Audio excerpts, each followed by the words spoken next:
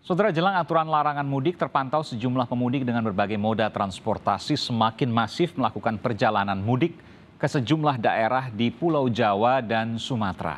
Antisipasi apa yang disiapkan pemerintah agar fenomena mudik lebih awal tidak berdampak pada penambahan kasus positif COVID-19 di berbagai daerah hari ini, besok, lusa, dan setelah Lebaran nanti? Sejauh ini bagaimana efektivitas aturan larangan mudik dan pembatasan mobilisasi ke berbagai daerah? Kami akan bahas bersama Ketua Bidang Komunikasi Publik Satgas COVID-19, Heri Trianto, serta pengamat kebijakan publik Agus Pambagio. Selamat malam Bapak-Bapak. Selamat malam. Iya, tetap sehat untuk kita semua, untuk bangsa Indonesia semakin turun mudah-mudahan. Saya ke Mas Agus. Mas Agus, saya mendengar Anda melakukan perjalanan, ya. Ini investigasi dari Jakarta menuju ke arah timur, ya, ke arah Cirebon dan lain sebagainya lewat tol Cipali. Benarkah demikian? Apa yang kemudian Anda sampaikan, apa yang Anda temukan adalah jalur sudah begitu padat? Iya, saya cuma sampai ke pintu tol Cikarut, Cikarang Utama. Saya kembali lagi karena itu saya iseng saja kemarin dari kantor, gitu ya. Nah itu sudah sore hari itu sudah padat. Ya, banyak sekali mobil masuk. Itu kemarin Mas Agus ya? Kemarin. Oke. Hari ya dari Minggu. saya kebetulan ya minggu kebetulan saya siang agak mampir kantor terus saya jalan. Itu sudah padat ya, semua plat C lah. Pokoknya semua itu bawa barang di atas mobil itu pasti akan mudik. Itu sudah rame. Jadi mungkin hari ini lebih rame. Saya sedang ngirim staf saya pulang ke Jogja. Nanti saya WA dia sampai di mana, situasi kendaraan seperti apa. Karena itu pasti terjadi. Karena dilarangnya mudik kan tanggal 6 sampai tanggal 17 saja, sisanya kan boleh. Itu anggapan dari publik. Ya, jadi memang ya begitu, publik memahaminya tidak boleh mudik tanggal 6 sampai 17 ya, selebuluknya mudik ya. Nanti pulangnya tanggal setelah tanggal 17 kan. Nah, ini menjadi persoalan karena memang tidak ada persyaratan lagi yang digaungkan oleh pemerintah meskipun aturannya ada karantina 14 hari itu. Jadi ya praktis sudah di daerah saya kemarin ketahuan ada 5 orang sudah positif dan hari ini masih menunggu ada 25 kalau nggak salah sedang menunggu hasil di swab. Di daerah mana tuh Mas Agus? Di Pondok Labu. Di kampung saya di Pondok Labu. Ya jadi ini mengkhawatirkan. Saya lagi cek apakah ada yang ke Tanah Abang, apa itu kata-kata Pak RW tidak ada. Tapi artinya ini kita sudah cenderung waspada, sudah merah. Karena banyak sekali hari ini saya nggak tahu berapa arus, nanti coba saya cek sama teman-teman jasa marga. Artinya memang Mas Agus mengatakan dari hasil jalan-jalan ya, kalau dibilang iseng nggak juga, karena ini mengamati supaya kemudian bisa... Tiap tahun saya lakukan itu. Tiap tahun, dan akan diulang lagi nanti ya? Iya, kebetulan biasanya saya bareng dengan pejabat di Kementerian Perhubungan, atau jasa marga, atau tergantung saya kan pria ajakan, kalau diajak saya ngikut. Oke, jadi mudik sudah terjadi? Sudah. Dan banyak, masif? Banyak, saya lagi cek hari ini karena staf saya sedang bawa mobil pulang ke Jogja. Nanti saya tanya bagaimana kondisi di jalan. Oke. Sepadat apa Mas Agus? Bisa digambarkan? Macet atau ya, masih jalan ramai lancar? Antrian lancar sih, cuman antrian di pintu tolnya kan agak tersendat karena kan kalau itu tapnya 3 menit, lebih dari 3 menit kan dia pasti akan nambah 10 meter. Jadi sudah mulai panjang. Dan itu dipastikan melebihi dari arus biasanya? Oh iya. Dari normal, ya. Biasanya kan normal paling 5 mobil jalan. Ini lebih. Ada berapa mobil, Mas Agus? Masih ingat? Biasanya satu gate itu paling banyak 5 mobil kan hari biasa. Kemarin? Ya, kemarin itu bisa di atas 15, mungkin panjang kok. Dan setiap gate sudah mulai penuh. Satu gate, satu pintu tol untuk ngetap ya? Ya, itu sudah di atas 10, ya sudah di atas 10. 15 mobil, jadi ada berapa pintu itu? Berapa itu ya? Ada 7 atau 8. 7 kali 15, luar biasa. Ratusan mobil di pintu aja itu. Dan itu... Iya, pintu Cikarang Utama ya kan. Cikarang Utama. Itu langsung ke timur ya. Itu setelah belokan ke arah Cipularang itu. Dan mayoritas plat B, plat Jakarta dan sekitarnya. Ya. Dan membawa bundelan yang biasa khas mereka yang mudik. Di atas. Ya, itu kalau dibuka mobil-mobil SUV-nya pasti isinya lebih dari 5 kan. Iya. Gitulah. Saya ke Mas Heri. Mas Heri, sudah mendapatkan informasi soal ini mungkin dari pihak terkait? Iya, memang tanda-tanda mudik lebih awal itu sebenarnya sudah terjadi dalam beberapa hari terakhir dan dari pihak Korlantas juga melakukan semacam random check gitu, jadi bagi mereka yang tidak memenuhi, tidak memiliki uji tes antigen gitu, tanda sehatnya, mereka diminta pulang kayak gitu. Tapi memang dari awal, dari beberapa survei yang dilakukan Kementerian Perhubungan, memang masih ada 7% warga ini yang nekat mudik kendati sudah dilarang secara resmi oleh pemerintah. 7% itu berapa juta orang, Mas Heri? Itu ada 18 jutaan. Luar biasa. Yang masih orang yang masih berminat untuk mudik, itu berdasarkan survei. Dan biasanya dilakukan?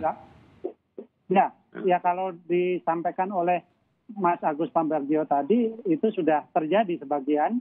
Dan kemudian kita tinggal mengantisipasi bagaimana ketika mereka sampai di daerah masing-masing.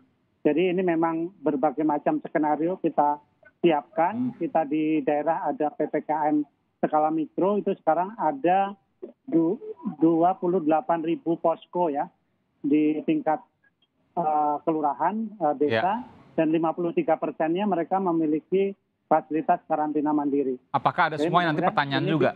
Nanti saya akan tanya soal itu ke Gubernur Jawa Tengah selepas jeda berikut ini. Tapi sebelum itu saya akan tanya ke Mas Agus. Mas Agus, 7% dari penduduk Indonesia yang masih mudik. Angkanya mungkin sekitar 7% ya. Kesannya kecil, tapi kalau dijumlahkan, populasinya 18 juta, luar biasa. Luar biasa. Saya besok rencananya mau ke pertigaan Jomin. Saya mau lihat apakah motor banyak yang lewat situ. Karena kan ini dicegatnya paling di rest area kalau di tol kan. Iya. Saya belum menghitung berapa rest area yang ada ininya pencegatan. Tapi kemarin kelihatan, Mas. Kemarin sempat kelihatan. Karena kan nggak memperhatikan. Nggak mampir. Belum.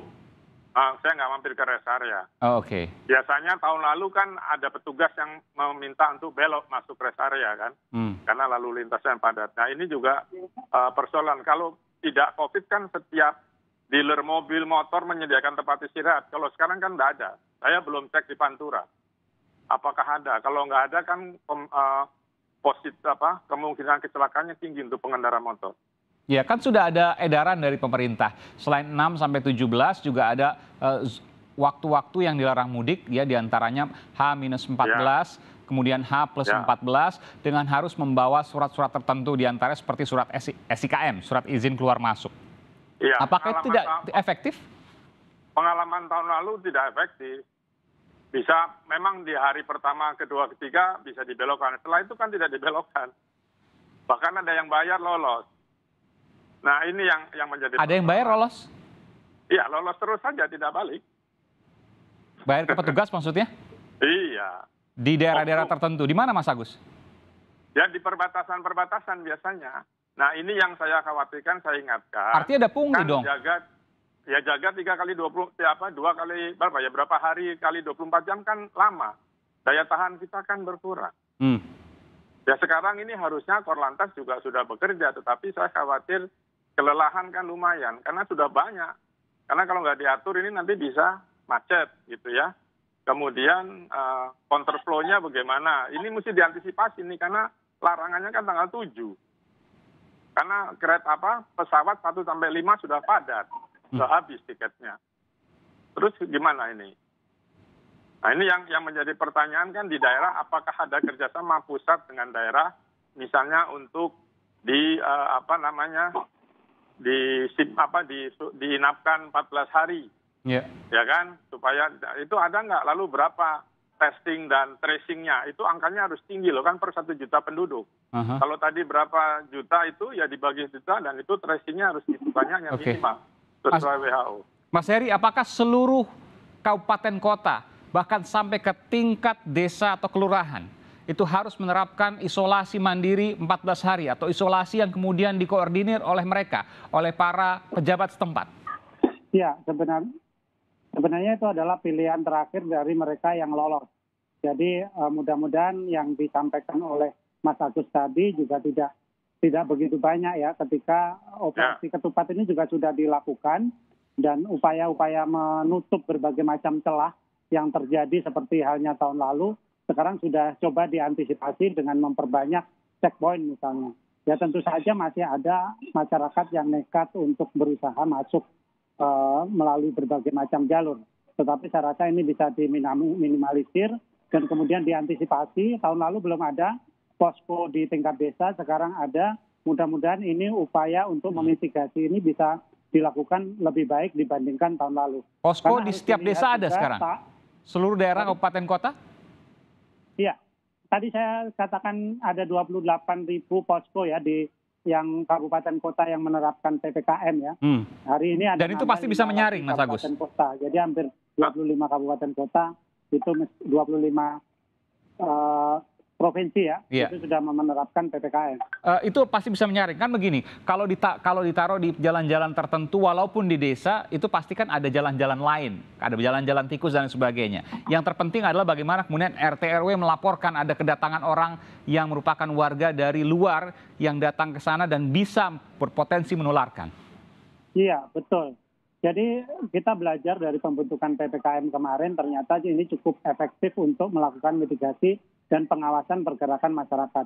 Mudah-mudahan dengan berbagai macam pelatihan yang sudah diberikan kepada mereka untuk melakukan mitigasi, ini mereka secara aktif melaporkan ke posko terdekat ya, dengan posko desa terdekat, sehingga upaya untuk karantina dan lain-lain itu bisa dilakukan. Baik. Testing dan tracing juga sekarang bisa dilakukan karena Babin Kamtipmas itu sudah ikut gitu. Babinsa juga terlibat untuk pengawasannya di tingkat akar rumput.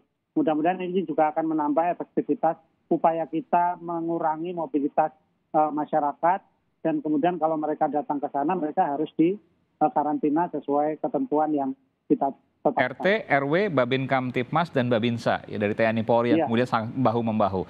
Jangan sampai kemudian kita ingat kejadian beberapa hari lalu ada satu pemudik yang pulang ke arah Pati, Jawa Tengah, lalu kemudian satu orang itu menularkan 38 lainnya, jadi 39 positif COVID. Saya akan berbincang dengan Gubernur Jawa Tengah, juga masih dengan Mas Agus Pambagio dan Mas Heri, selepas jeda bersama Gubernur Jawa Tengah Ganjar Pranowo.